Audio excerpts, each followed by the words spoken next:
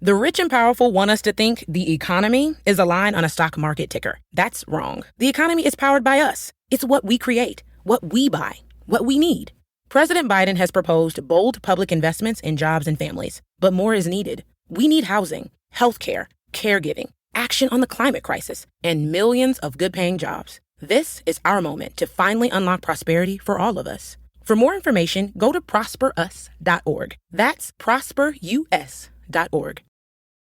Who loves to tailgate? The Plato's Closet Fairfax and Manassas locations will be tailgating this Sunday. College students, go back to campus in style. Plato's Closet will be putting out all their college apparel, in addition to gently used trends from hundreds of popular brands. Shop and save up to 70% off regular retail prices. Don't miss the tailgate party this Sunday at Plato's Closet Fairfax and Manassas locations. Plato's Closet is now hiring. Find us in Fairfax in the Greenbrier Shopping Center and in Manassas at the shops at Signal Hill.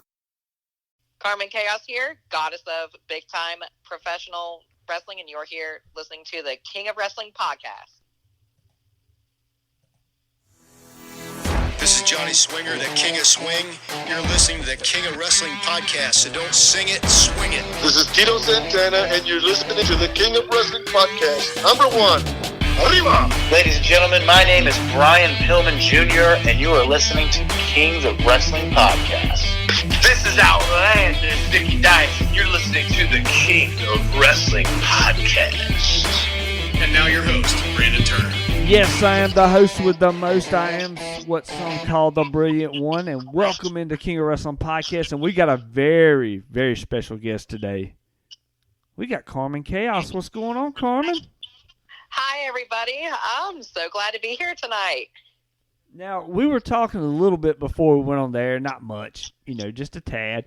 You said you're from West Virginia. That is one place I've always wanted to visit. What's it like up there? Yes, West Virginia. It is wild and wonderful, as we here call it. There's mountains. There's plenty of things to do. I'm kind of in more of the city part, and it's funny because even though it's a small state, we kind of view this town that I'm in as like the big city, but we're here, and we're here, and we're long time wrestling fans. Oh, I believe it. I mean, if I'm not mistaken, I believe Adam Page is from West Virginia too. Yes, and also we have a promotion here. We have ran for about 26 years. So.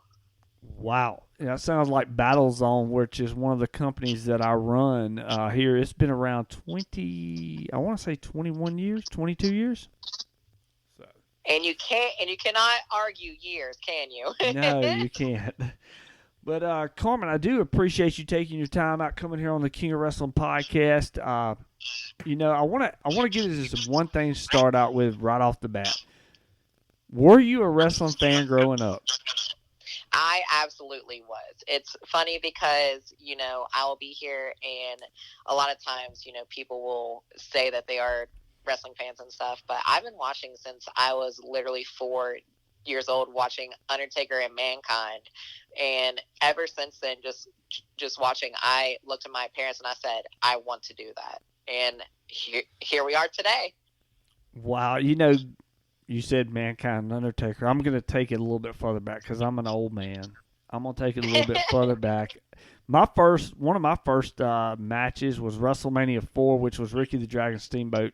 Or no, that was WrestleMania 3. Ricky the Dragon Steamboat and Macho Man Randy Savage. That was my first encounter with it. So, yeah, I'm an older person. Oh, nothing wrong with that. And listen, and as a fan, you have to go back and watch these. And the story behind, Macho Man, Randy Savage, and, the Dragon, you cannot beat a more like legendary tale. No, it was probably one of the best matches. A lot of people will sit here and argue with me that Ricky the Dragon Steamboat, Macho Man, Randy Savage is one of the greatest WrestleMania matches of all time. And then I have to bring up another match. And then they're like, oh, yeah, you're right. Which I think one of my favorite matches in WrestleMania history was Owen Hart versus Bret Hart at WrestleMania 10. Oh, for certain. If you want to talk about the actual technical side of wrestling, those two just in-ring technicians, just two of, honestly, can I say, not only some of the greatest, if not two of the actual greatest to, you know, go at it. I mean, you couldn't ask for a better match. And I absolutely love the tale of, you know, Bret Hart, Owen Hart, just two brothers, and they're going at it.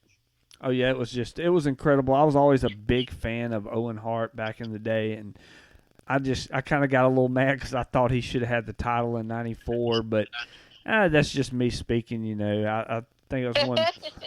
But growing up, watching, you know, WWF, watching Undertaker, Mankind, who was some of your other favorites in the wrestling business at the time? It's funny because, you know, I had two big brothers. So they were, of course, you know, into Goldberg and Shawn Michaels. Like, those were their, like, idols. But me growing up, because I always was more into women. So I was there, and I was actually Trish Stratus, Lita, Sable was a huge one for me. And of course, China. I cannot speak enough about China, because China kind of gave me that, like, courage that, you know, women can do anything that, you know, a man can do. And just that whole idea was kind of just sold for me. Yeah, I agree with you. I grew up, I was probably about 15 or 16 when China, or 14 when China came in, somewhere around that area. And I'm going to just say this, you know, she blew everybody away. A lot of people looked at women's wrestling back then as kind of a laughing stock. And you can't look at it that way now, because women's wrestling is better than men's wrestling, in my opinion, especially in WWE and whatnot. But, you know, back then, China kind of legitimized women's wrestling. And 100%. She kind of blazed that trail to where we are at today, because you have to also put into factor, not only are these girls, you know, out here being technical and being, you know, athletes and doing these big spots, we have hair and makeup at the same time. And you might find that, you know, a joke, but I promise you, I don't find it is a lot harder than you know, people think. Okay, I'm gonna just take a sidebar here for just a second and talk about my wife and her makeup and hair deal. Okay, we get up every morning, same time. Okay, and I expect different results, so you can call me a dummy for that. But we wake up at the same time every morning, and I'm expecting her to be done early enough for us to leave to work, because we work at the same place, so we drive together. And every day I'm disappointed, and I don't know why, because I know that, you know, the hair and the makeup, because I'm going to tell you, the makeup comes first. That's why I've got to the point where, like, if we're leaving at 2:30 for a wrestling show, I tell her we're leaving at 2 o'clock. Because that way we're leaving at really 2:30. And, but I get that. I know that. I deal with it every day on a regular basis. It is absolutely funny, because, you know, on match days, I will go there about, I'd say, 5 hours before and train. And what's funny is that after training, you know, you're sweaty and stuff, have to take that whole face off and put a whole new one on before the show. And what's funny is that they'll be there and be like, "What are you doing?" And I'm like, "I'm not going to wear the same makeup. It's sweaty." And they're like, "Oh, okay." Yep, that's my wife all over again. I'm telling you right now. Now, we got into wrestling. You Trish Stratus, you know, Lita, China. Those girls are the ones that really legitimize wrestling. You know, if you look back at Trish Stratus, and we'll use her as an example real quick. Trish Stratus first came in. She couldn't tell you wrist lock from a wristwatch, and she was not that good, but she wasn't brought in to be that good. She was brought in because, I mean, she looked like $1 million, okay? But when she was given the opportunity to get into the women's division, she really made the women's division legit at that time, because she went from not knowing that to probably one of the top performers in the women's division. 100%. Watching her growth from her, like, first matches to, like, her last match, it is a complete different journey. And watching her, especially, like, whenever I was there growing up, and I got to see that, like, I got to see from her first match on, and that was kind of like at the base where, you know, wrestling was the biggest part, of my childhood. Like, that's all that's all I knew. Like, I would literally go home from school, and it'd always be, because back then, in the like 2000s, that's whenever wrestling games started to be like real big. So I would play nonstop. I would go out, trampoline wrestle, and then I'd come in, homework, and then wrestling. Like, I had such a bad problem. Hey, I used to do the same thing. The only problem was I just never went to wrestling school until way later on in life, because, I mean, I got a job and I got stuck with it, really, and it not got stuck with it. Let me take it back. It was a great job, and I love it, and I still got it to this day, thankfully. And, it took me a little bit of time to get to wrestling school, but what age did you go into wrestling, if you don't mind me asking that? And, like, what kind of made you finally decide this is what I've got to do? It is crazy, because in 5 days, I will reach 1 year where I actually started training. So I'm only 1 year into the entire business. And it's crazy because, I'm very happy with the chances that I've been here, given that I'm able to show what I can do. But in order for me to be able to reach that point, I actually had to transition and find who I was. So me being a trans professional wrestler didn't come about up until, I finally gained that courage to where I was like, it's either now or I'm never going to do this. And it's like I had a second transition whenever I was like, I'm doing this. This is what I'm here meant to do. And it was intimidating, because around here, the whole trans idea, some people didn't want to, accept me, or they viewed it as a risk, that it would cause some kind of heat to where they would basically get some kind of judgment. But I was lucky enough whenever I discovered the brand that I'm in now, that whenever I had walked in, I explained, are you okay with LGBT people? And the promoter actually walked in and was like, this is Carmen. If you do not like that she's here, get out. That was his first words there. Wow, I couldn't ask for better support than that. 100%. And, in a lot of a actual misconception is that in these, southern states, especially in the state that I'm in, you can easily look up on the news how people react to trans in sports. It's all over the news. But it's great to have this actual support system where, if they have any kind of questions, they come to me understanding. It's not that, they are coming in to judge or anything like that. They will just make comments that are like, you work out a lot, but you don't get very buff. And I'm like, well, I've kind of replaced some of the stuff in my body. Well, let me ask you about that, if you don't mind getting into it for just a second. Do not mind. What, so, how hard was that transition, and what really, at the point, what kind of put you to the point where, I finally got to be myself? I can't just keep parading around. What got you to that point? And because, that's hard. That's a hard decision.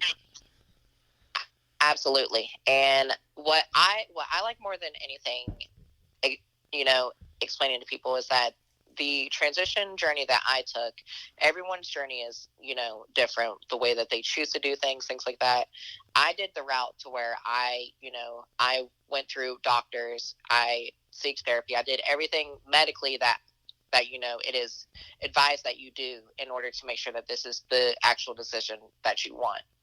And in order for me to get hormones and stuff, you do have to go to therapy and be like, hey, I feel like this is, what's going on with me. And the journey that I had to take was that whenever I was 18, I didn't have a choice but to move out onto my own because of how bad drug problems can get in this, state. Is that my actual family, my mom, brothers and stuff, they got addicted to drugs extremely bad. Like, they were on heroin and meth to the point to where it was either I move out or I would end up either A, being hurt, or B, that I would end up, in some kind of shape that I just do not need to be in. So I had to take that time to kind of find myself. Whenever I did that, that kind of was a gift, because I was able to find myself without any kind of judgment or any kind of, peer pressure. That way I can find out who I truly was. And I mean, that's the best way to do it. And you talk about the drug problem in West Virginia. I mean, didn't they have a documentary on some family up there that Johnny Knoxville did a few years ago? Oh, no. Are you talking about the Wild and Wonderful Whites? Yeah, that's it. They are a state treasure. They are different. I'm absolutely kidding, because as you can see with the actual drug problem and stuff, and in the city that I'm in, we've actually had actual film crews and stuff because of how bad it is in this one city. So I'm in kind of like, whenever it comes to drug problems and stuff in the state, we're number one. So it's kind of bad that, with the actual drug problem stuff. But now my mom went to prison, and whenever she did, that's whenever I transitioned. So we kind of had this moment once she came out clean that I was able to, reunite with my mom. And it was this beautiful moment to where my mom's now celebrating 5 years clean. And she actually helps with the programs and stuff around here. She works at now the actual local hospital as a peer advisor for people who are here struggling with drugs. And with this area, with how much people do, she's a busy woman. I bet. I mean, well, around here in Mississippi, we have a big problem with meth, and we've had a lot of that going on. I mean, you can sometimes walking through the cities like watching The Walking Dead, and 100%. Yep. And it's just it's sad to see, because most of these kids are kids. I mean, most of them are in their early 20s or right out of their teens, and that's the sad part about it, That is the worst part, is that, as I'm here, growing up also, I'm about 27, and whenever we're here growing up, I'm realizing with these kids, like with me being trans and stuff, I like to speak a lot of times, at these local places, because I went and I spoke at this church, and once I got done, there was a group of kids waiting on me. They were homeless because of, being kicked out because they were gay or they were trans, or, they were just flat out homeless because of who they were. And it's sad, because I'm not even kidding. These were kids who were 13, 14 years old who were like, I have nowhere to go. And the fact that was my first ever moment, because they told me, they're like, we come to your shows and we look up to you. And that kind of, as a person who, does the sport, like, that was my first moment where I'm like, don't cry, be strong. But it was one of the most beautiful times, because, I mean, these are kids who are living lives that I don't know about you, but I could never imagine being 13, 14, being like, oh, I'm homeless now. I mean, it's not, because I've been very blessed. All right, I've lived I grew up in a household that, I was not taught hate in any way, shape, or form against anybody. We're all human beings. We all work. And, the one thing that my dad always taught me was, don't worry about what somebody else is doing. You worry about what you can put on your table. Make sure that your family is okay and everything's right, and don't hurt nobody. And, I never grew up in any kind of hate. I never heard any kind of slur or anything when I was younger. Now, do I think my dad agreed with anything? I don't know, because he never said, but he never hated anybody, or he never, bucked anybody's opinion on it. He supported whatever. Exactly. And that's how, it should be. Here around us, we have our little group, and we're called Huntington Pride, and we have a quote. We say, y'all means all. So that's kind of our little quote, to where, that around here, that's what we will say, instead of, how like it's the country saying everyone here says y'all. So we say y'all means all, which means that just no matter who you are, what you are, that basically you will be. I'm lucky enough to live in a town to where we actually have what are called, city ordinances, to where like we have protections here for us. But it's scary to think that if I go outside even my city, that I could be faced with these actual problems that, people are here faced with. Which is going to bring me to one more thing, because I mean, I've lived in the same city here for about 20 years, and I lived in Mobile, Alabama for 20 years almost. I mean, I give my age away too much here. But I've never seen hate, like complete hate. I've seen some hate. Let me just take it back. I have seen hate. But have you ever had to deal with real hate? Oh, 100%.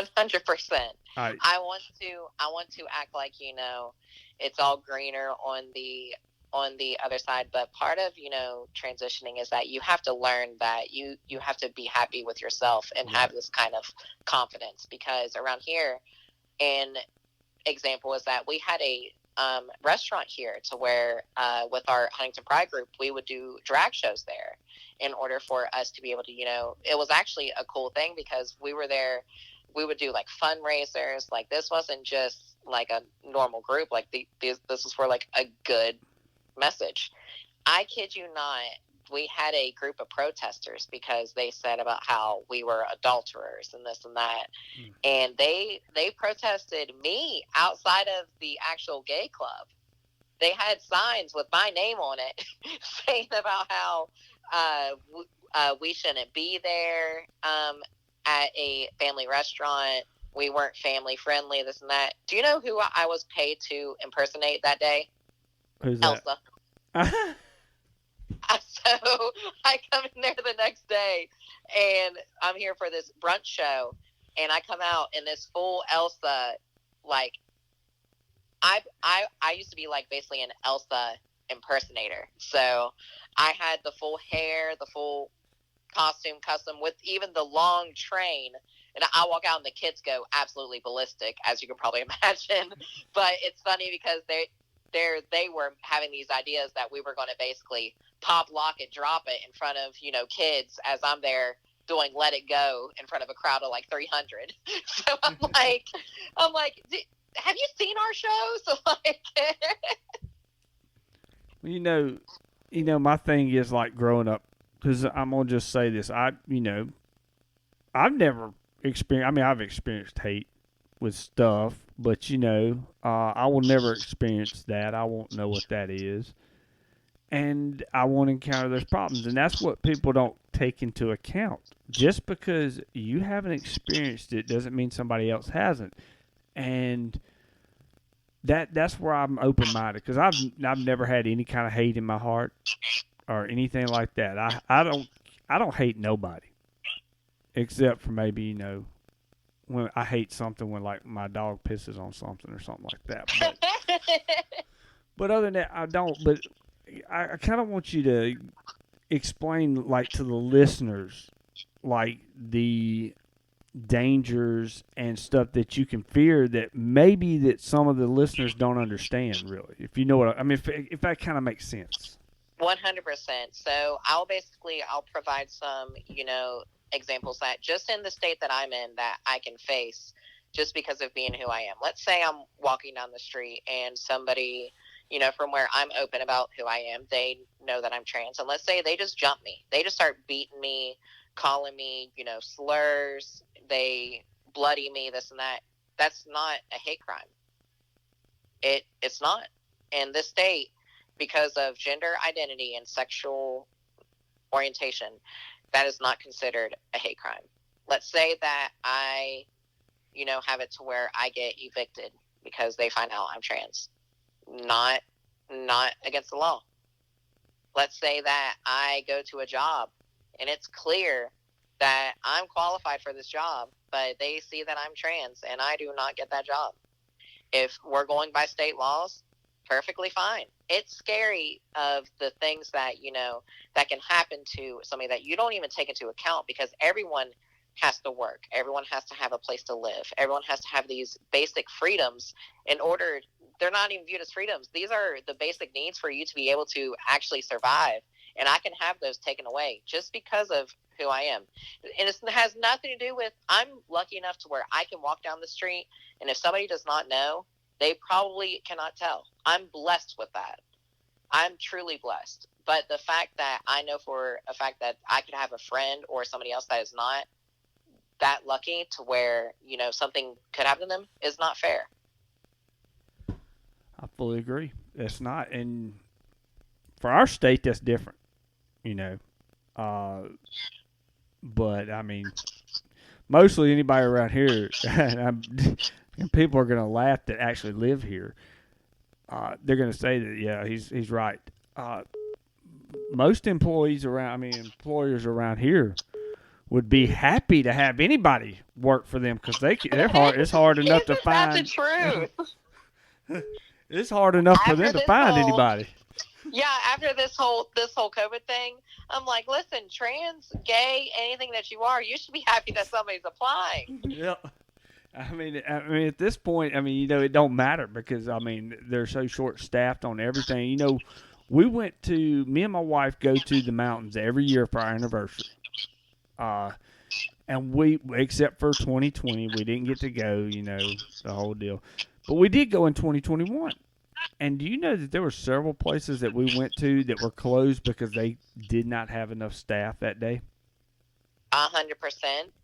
And, I mean, it's wild. But we always go to the Smoky Mountains every year for our anniversary. As a matter of fact, when we get rich one day, which will probably be never, but we're going to move up there. Oh, listen, I'm going to hope the best because all I know about, you know, Smoky Mountain is the moonshine. Oh yeah, the moonshine's always good. You know, we go up there every year, and maybe I shouldn't say this on the air, but we go up there and get moonshine every year.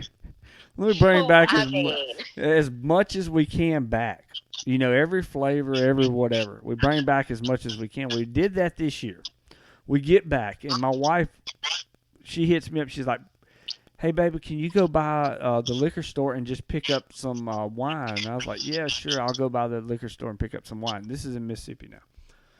And so I go in the liquor store, and I look on the aisle, and there's all the moonshine from the Old Smoky in Tennessee in Gatlinburg. I'm like, oh, yeah, we get this stuff. I was like, really? I told my wife, she's like, we ain't got to go to the mountains to get it no more. I was like...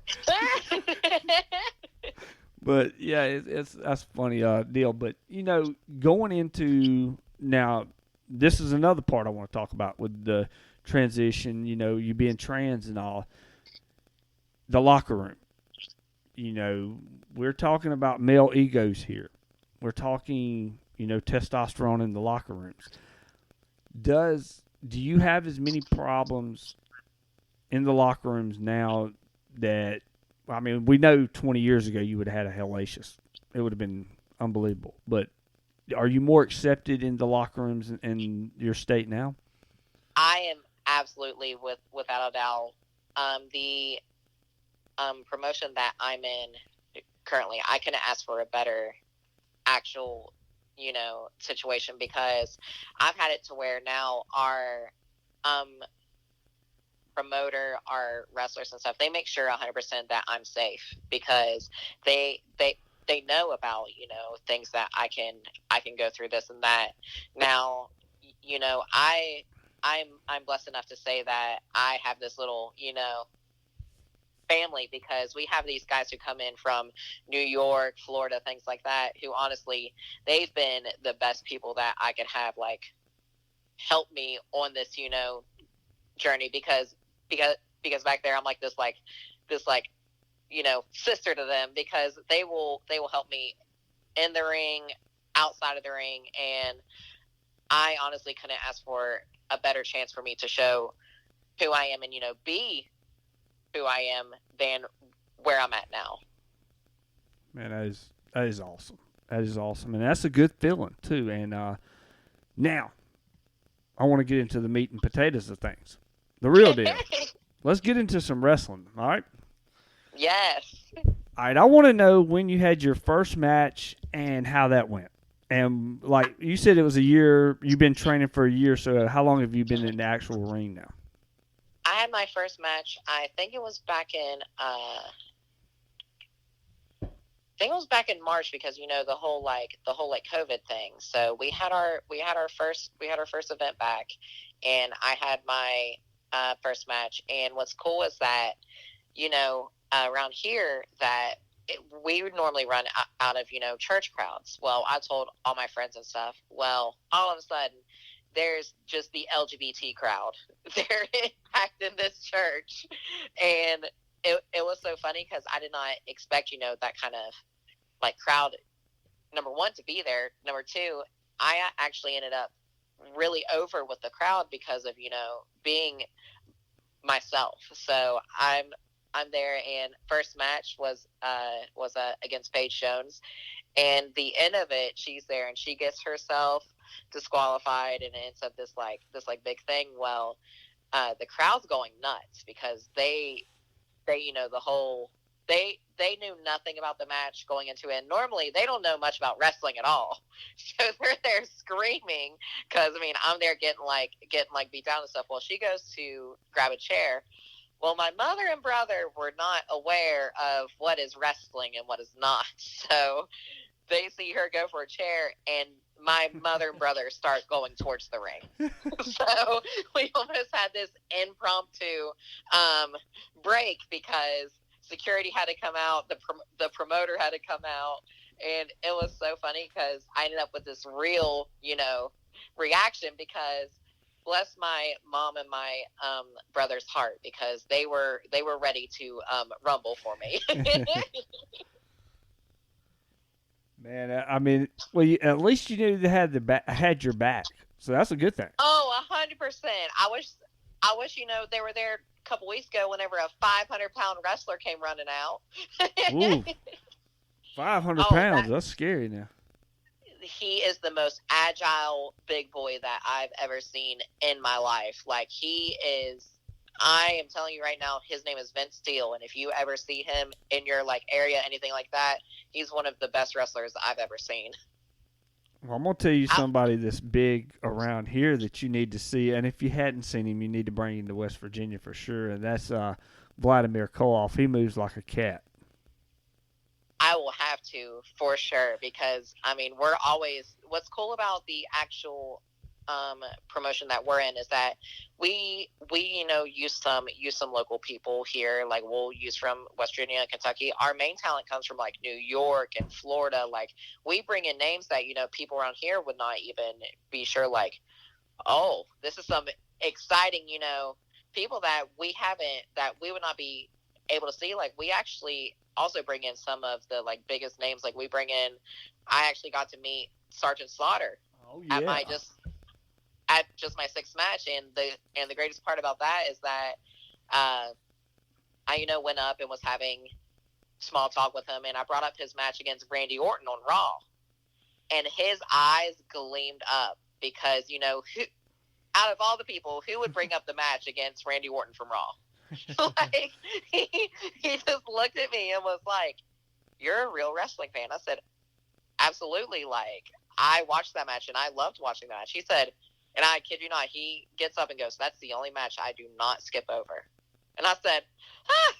So everyone's face is like, oh my goodness. I just landed basically the gold mine with him. So he was super great. And I've also met Rhino.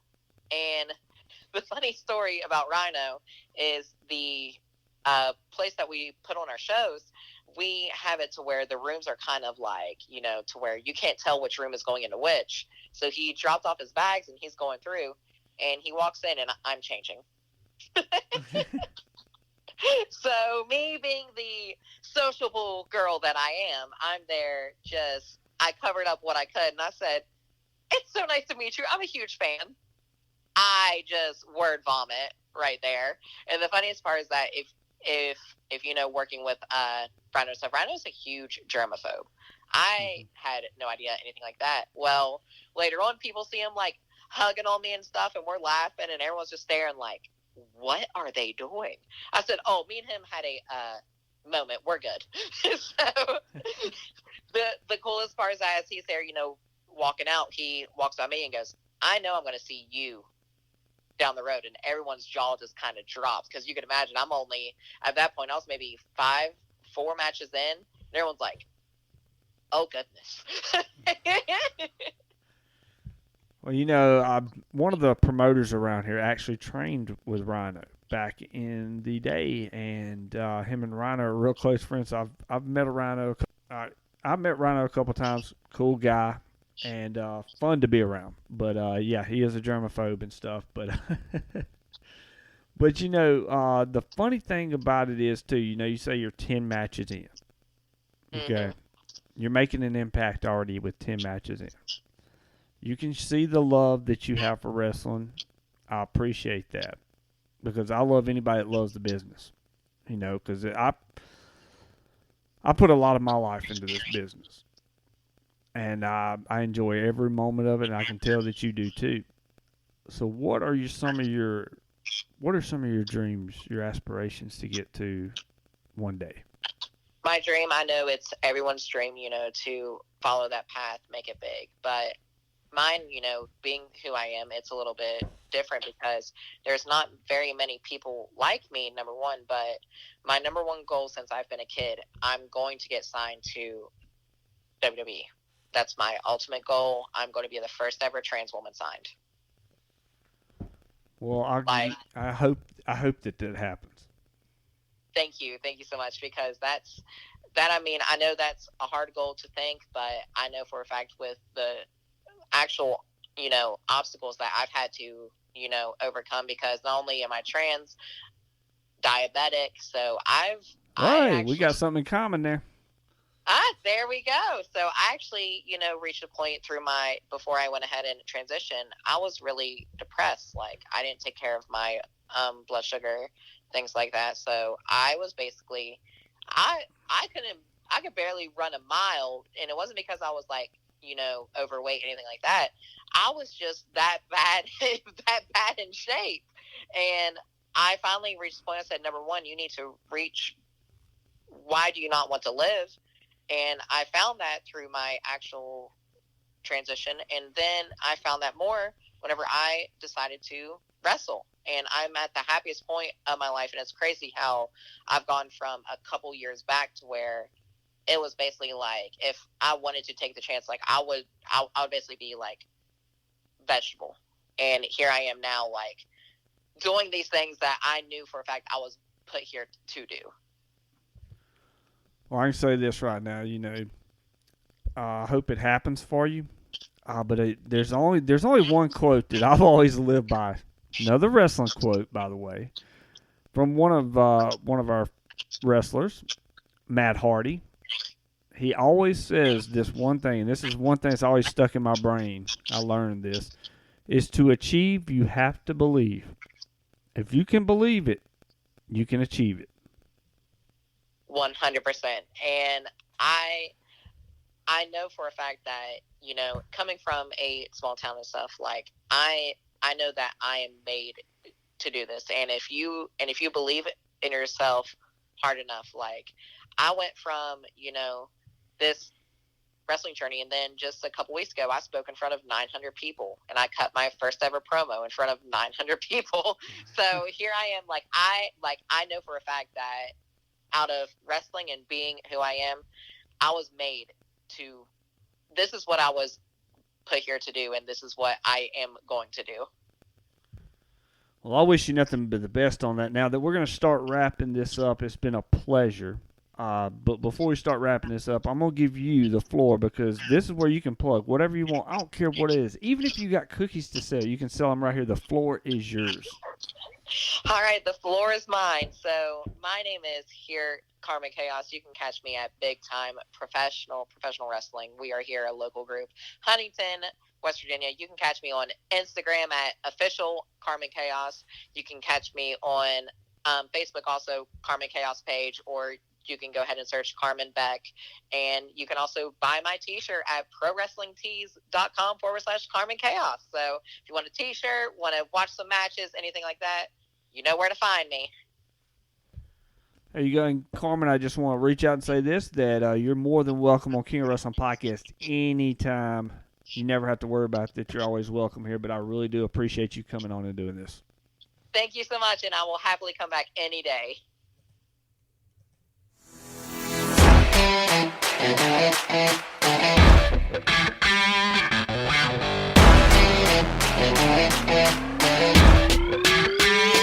This has been an Audio Zo production.